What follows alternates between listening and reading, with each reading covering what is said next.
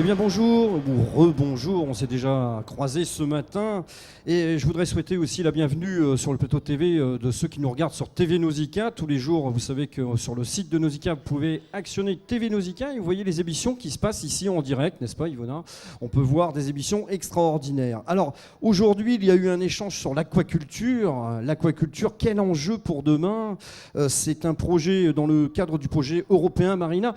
Yvonne Agen, rappelez-nous un petit peu ce que c'est pour nos auditeurs, nos téléspectateurs qui viennent de nous rejoindre sur TV Nausicaa. Qu'est-ce que c'est que Marina? Alors, Marina, c'est un projet qui est financé par l'Union européenne, par la DG Recherche et Innovation, dans le cadre du programme Horizon 2020. Et c'est un projet qui a pour l'ambition de fédérer différents acteurs, différentes parties prenantes, autour de sujets liés au domaine marin et maritime, et de recueillir les différentes solutions, propositions de tous ces acteurs pour la recherche et l'innovation responsable. Voilà, donc on va en reparler tout à l'heure. Si on veut en savoir un peu plus, il y a une plateforme qui existe. On peut aller dessus pour savoir aussi les autres. On ne va pas tout dévoiler maintenant, mais les autres ateliers qui existent en Europe. Vous avez dit combien il y a de pays européens qui se rassemblent autour de ce projet, Marina? Il y a 12 pays européens. Donc il y a la France, bien sûr. Il y a l'Italie, il y a Chypre, Grèce... on va pas tous les citer, etc. on va pas tous les citer parce que le temps nous est imparti. Et donc on a également d'autres, on va dire d'autres ateliers. Là, on vient de voir un atelier qui a eu lieu aujourd'hui, l'aquaculture, quel enjeu pour demain. Il existe, si j'ai entendu dire, qu'il y avait plus de 40 ateliers qui vont être créés justement pour traiter de l'océan, des enjeux sur l'océan. Tout à fait. Il y a 48 ateliers, donc chaque partenaire va s'approprier une thématique qui est spécifique chez lui. Et donc les prochains, par exemple, ateliers, il y aura lieu à Chypre. Et la thématique, ça sera le tourisme et les villes du littoral. Voilà, merci Yvonne Agen. On va se rejoindre tout à l'heure, à la fin de cette émission, pour que vous puissiez présenter justement cette fameuse plateforme. Je vais demander à Cathy Massé. Cathy Massé, bonjour. Donc vous avez eu une casquette assez lourde aujourd'hui, parce que vous avez dû animer un atelier toute cette journée. Vous avez eu des différents groupes de réflexion avec des experts. Et puis là, on va commencer à voir cette restitution de cet atelier. Et expliquez-nous comment ça s'est passé cet atelier cet après-midi.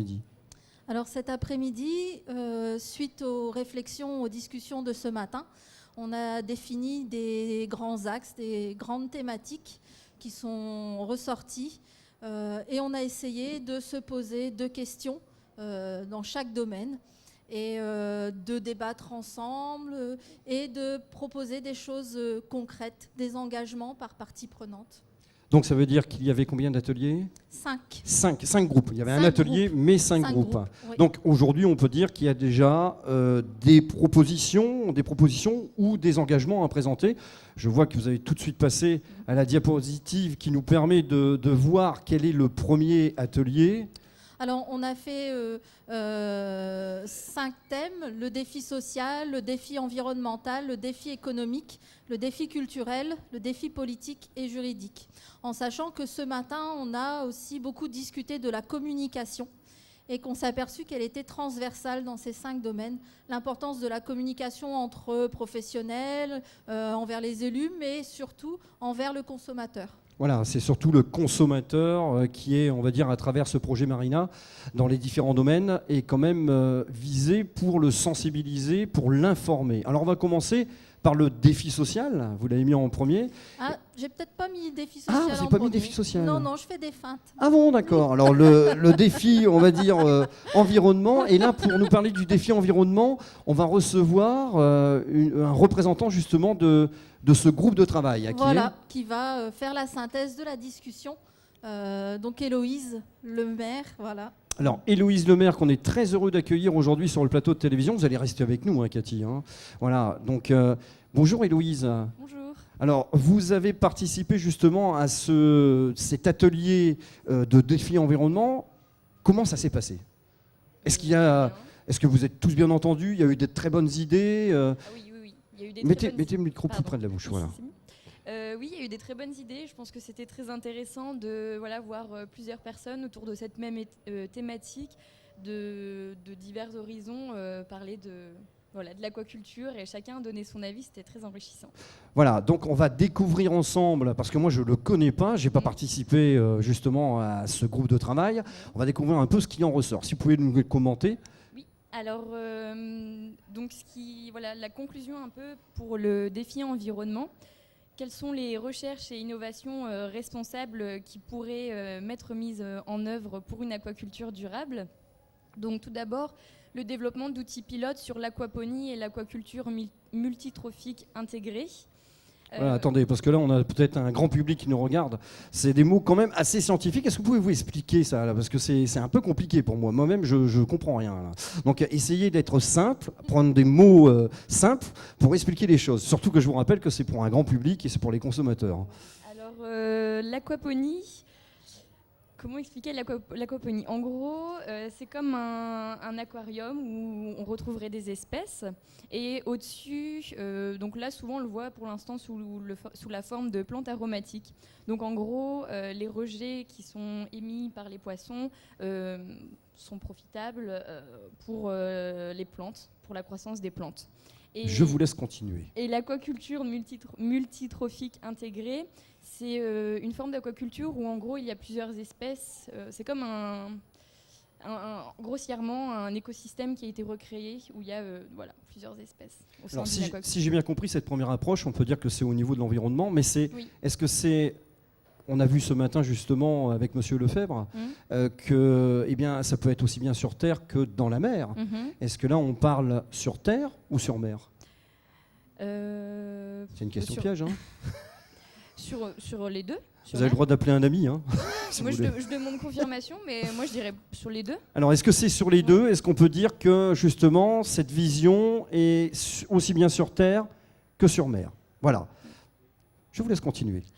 Donc après, concernant l'alimentation, le développement de proies vivantes, enfin de la production de proies vivantes, l'utilisation d'aliments le plus proche du milieu naturel. Donc voilà, c'est toujours concernant l'alimentation et l'aquaculture que l'espèce soit comme dans le milieu naturel. Et l'utilisation bien sûr d'autres sources, l'hydrolysa, lin, algues, etc. Ensuite, concernant la gestion des rejets, il faudrait vraiment améliorer l'assimilation de l'alimentation. Donc ça, c'est pour les rejets organiques. L'utilisation de la biomasse pour produire de l'énergie. Et surtout, le développement des alternatives aux antibiotiques et traitements chimiques. En ce qui concerne... oui, il faudrait une innovation. Les circuits fermés, ça peut présenter... des avantages, mais surtout pour les gros groupes, parce que comme il a été souligné, c'est quand même quelque chose de coûteux. Ensuite, l'utilisation d'espèces locales pour éviter l'implantation d'espèces invasives. Concernant l'optimisation de l'espace, on a parlé justement de ce matin, l'implantation de l'aquaculture au sein des aires marines protégées. Donc, peut-être une vision un peu utopiste, mais les aires marines protégées avec une aquaculture multitrophique intégrée. Là, on voit à très très long terme. Et enfin, donc, des recherches concernant l'interaction entre l'aquaculture et le changement climatique. C'est une thématique qu'on entend souvent, qu'on entend même très régulièrement en ce moment. Et donc voilà, comme il a été dit au niveau des forêts, que le carbone est assimilé, c'est la même chose pour les mollusques, les crustacés et les coquillages. Donc voilà, comment pourrait-on quantifier donc, une diminution du carbone en développant les fermes, les produits aquacoles, enfin les fermes de moules, etc. Alors aujourd'hui, si on parle d'environnement, est-ce que vous pouvez me dire, est-ce qu'il existe déjà, parce que bon, on est novice dans le domaine, on est là pour ça, pour apprendre des choses, est-ce qu'il existe déjà des fermes aquacoles justement ici dans la région? Est-ce qu'on peut en trouver? Oui. Et quelles sortes d'espèces? Parce que vous avez dit que ça serait bien d'élever des espèces qui font partie de la région. Oui, dans les... Là, je parlais d'utiliser des espèces locales pour éviter l'implantation donc d'espèces invasives. Dans la région, on retrouve surtout la moule, bien sûr, et la truite, je viens d'entendre. Et après, dans la région, bar dorade, mais c'est pas vraiment dans la mer. Du bar, on en pêche ici. On pêche du bar. Ah oui, oui. Ah oui, ah oui, ça du part, on empêche, hein. Je peux vous dire. Donc voilà, eh ben, écoutez, Héloïse, je pense qu'on va faire un tour de salle parce que comme vous étiez plusieurs groupes, Oui. il y a peut-être des réactions qui vont être faites. Vous avez des questions à poser justement à ce groupe de travail, n'hésitez pas, c'est à votre tour. Vous avez une question? Non, je ne sais pas, est-ce qu'il y a des questions hein, comme ça? Là? Non? Pas de questions? Bon, bah, écoutez, ce que je vous propose, c'est merci. Je pense qu'on peut applaudir le groupe d'Héloïse. On va passer à la partie. Pardon, excusez-moi. Engagement. les On n'avait pas dit engagements. qu'il y avait des engagements. Excusez-moi. Bon, et ben voilà. Donc voilà, quel engagement pouvons-nous prendre selon notre métier ou notre statut? Pour les citoyens, privilégier les achats d'espèces produites localement pour diminuer l'empreinte écologique, privilégier les espèces labellisées, comme Mr Goodfish bien sûr, acheter des produits d'aquaculture qui peuvent servir de relais aux espèces sauvages quand ce n'est plus la saison. C'est-à-dire de baisser les pressions qui sont exercées sur certaines espèces sauvages. Pour les producteurs, s'engager à produire en respectant au maximum les conditions du milieu naturel. Donc ça aussi on l'a mis en innovation, parce que c'est un engagement qui pourrait tenir. Que le consommateur devienne aussi raisonnable, c'est-à-dire de s'informer et aussi de réguler sa consommation et faire découvrir le milieu. Les producteurs pourraient ouvrir les fermes au grand public, ce qui pourrait augmenter la confiance du consommateur vers les produits vendus. Alors, je vois que dedans, il y a pas mal d'engagements qui sont faits. Et est-ce qu'il y aura, justement, j'en parlais ce matin, est-ce qu'il y aura peut-être quand on a parlé de la consommation, est-ce qu'on aura la possibilité de faire des tests piscivores avec poissons sauvages, poissons d'élevage? Est-ce que ça, parce que vous avez parlé d'un Mr Goodfish. Oui. Quelques mots justement sur Mr Goodfish. Alors, le programme Mr Goodfish, c'est un programme qui a été lancé en 2010 pour sensibiliser les professionnels et aussi le public à la consommation responsable des produits de la mer. Et d'ici l'année prochaine, le programme va lancer une liste de recommandations concernant des espèces d'élevage. Donc c'est en cours. On a déjà des recommandations pour la pêche. Donc selon 3 critères qui sont les stocks, la taille de maturité sexuelle et la saison de reproduction. Donc là, on va établir une nouvelle liste concernant les espèces aquacoles. Je ne sais pas si mes collègues du programme ont des choses à rajouter concernant... Et donc ça va commencer en 2017. On espère. Ça veut dire que là, il y aura un travail commun aussi avec Marina, parce que ça touche quand même au projet Mr Goodfish sur les fermes aquacoles. Ouais.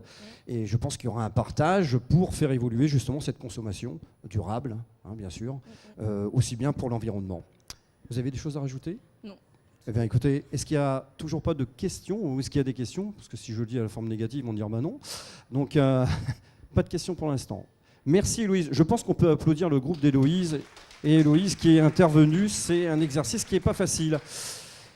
Cathy, qu'est-ce que vous en pensez, vous, de cette phase d'environnement? Tout ça aussi. Voilà. Oui. Donc, on va passer... Je voulais juste rajouter, on a parlé aussi ce matin de l'importance de l'éducation. Voilà. Par rapport à la façon de consommer. Et je trouvais que c'est un aspect intéressant, à la fois l'éducation auprès des petits et aussi l'éducation des filières spécialisées. Voilà. Alors, on va passer au sujet suivant. Je vous laisse l'annoncer. C'est un défi. Défi culturel. Alors, pour représenter justement ce groupe de travail. Anne Vernier. Anne Vernier. Alors, Anne Vernier, vous êtes responsable éducatif ici à Nausicaa. Vous allez nous parler de ce défi culturel. Donc, tout de suite, ça s'est bien passé dans votre groupe? Ça s'est bien passé. C'est un concept un peu compliqué, défi culturel, parce qu'on a souvent eu besoin de... Enfin, finalement, on était souvent dans le socio, culturel, économico. Enfin, vous voyez, politico-juridique. C'est tellement mélangé que c'est compliqué de faire des choses uniquement sur le culturel. Voilà, mais on a des propositions.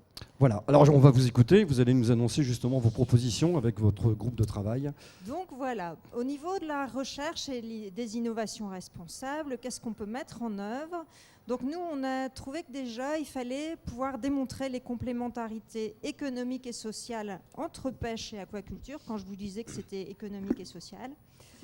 Développer des méthodes de dialogue, donc ça c'était nos moyens, comment on pouvait le faire, en développant des méthodes de dialogue, par exemple, et aussi la planification spatiale.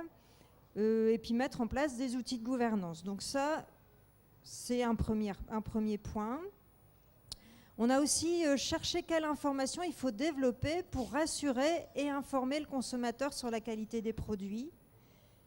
Voilà, quelles sont les informations que les citoyens demandent et comment on peut leur répondre. Oui, juste une question par rapport à ça. Est-ce que vous avez évoqué, justement, quand vous parlez de l'information des consommateurs, est-ce que vous pensez aujourd'hui que le consommateur fait la différence? Est-ce qu'il sait qu'il mange des produits qui viennent de l'aquaculture, pardon? Alors, on a parlé, on n'était pas tous d'accord, mais ce qu'on a dit, c'est qu'il y a des gens qui lisent peu les étiquettes et qu'il y en a là des gens qui lisent les étiquettes.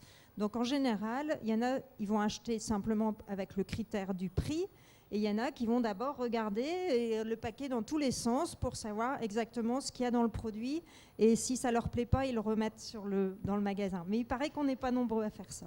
Et vous parlez de prix, justement. Est-ce qu'aujourd'hui, justement, l'aquaculture est beaucoup plus cher que le poisson sauvage, Alors je enfin pense les espèces que c'est sauvages? plutôt l'inverse. C'est Mais l'inverse. je n'en suis pas sûre.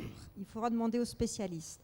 Parce On qu'en demandera fait, c'est tout à vrai l'heure. que peut-être au niveau des circuits courts, et puis on peut très bien acheter du hareng au moment où c'est le hareng de nos côtes, et là, il n'est pas cher. Donc en fait, ça dépend après si on achète le poisson de saison et directement au producteur. Voilà, je suis intervenu parce qu'il fallait quelques précisions justement sur cette partie. D'accord. Alors ensuite, on avait amélioré la connaissance sur la diversité des modes de production aquacole et sur l'amélioration des techniques, parce qu'en fait, on a l'impression que pour l'instant, c'est pas connu, pas forcément. Et ce qui était important, c'est que le citoyen comprenne qu'il n'y a pas une aquaculture, mais qu'il y en a beaucoup de sortes différentes, beaucoup de façons de faire, et puis qu'il n'y a pas une espèce ou 3 espèces qui sont élevées, mais qu'il y en a beaucoup. Voilà. Et ensuite, on a développé les sciences sociales sur les liens entre producteurs et consommateurs, par exemple par le développement de circuits courts et en développant l'animation dans les fermes aquacoles. C'est pas très bien, je lis exactement la diapo, mais c'est parce qu'on n'a pas eu beaucoup de temps pour intégrer tout ça. Donc ça, c'est voilà, le dernier point sur les recherches et innovations. Et ensuite, on a les engagements. Quel engagement on peut prendre ? Donc déjà, c'est ce que je disais tout à l'heure, on a besoin quand on aura une bonne connaissance de la diversité des modes de production et les techniques, eh bien, il faudra communiquer sur cette grande diversité de production et d'espèces. On a aussi besoin de plus de transparence sur les produits aquacoles. Et du coup, eh bien, pour ça, on a besoin que les producteurs et les transformateurs et les services de l'État nous aident à rendre accessible le cahier des charges des produits label rouge et les produits bio, parce qu'il paraît que c'est très très compliqué si on veut avoir ces critères-là. Et on a besoin de vulgariser les critères, parce qu'en fait, on a besoin de les vulgariser, ces critères. Je reprends. En fait, pour les rendre accessibles, il faut qu'ils soient compréhensibles. Et du coup, pour les rendre compréhensibles, on a besoin que ces critères soient vulgarisés pour le grand public. Parce qu'en fait, ce n'est pas si simple. C'est-à-dire qu'il faut qu'il soit à la portée de tous, qu'on comprenne facilement voilà. le produit lorsqu'on l'achète. Voilà. Parce que si quand on regarde l'étiquette, on ne comprend déjà pas les 3 quarts de ce qui est écrit sur l'étiquette, ça ne va pas aller. Ensuite, eh bien, on souhaite promouvoir les productions aquacoles qui n'impactent pas le milieu, sa diversité biologique et le fonctionnement écosystémique. C'est simplement que, tant qu'à faire, on fasse la promotion de ce qui est bon pour l'environnement et bon pour nous. Et puis, promouvoir l'éthique de production sociale et écologique, là aussi, tant qu'à faire qu'on sache si ça a eu un impact sur les gens qui travaillent, et voilà. Et ensuite, on avait un autre engagement qui était développer la médiation scientifique, ça on parle pour nous, puisque quand on travaille à Nausicaa, on se dit il faut qu'on puisse parler de toute cette question de l'aquaculture. Et ensuite, on a comme partenaire, on disait, un partenaire pour l'éducation,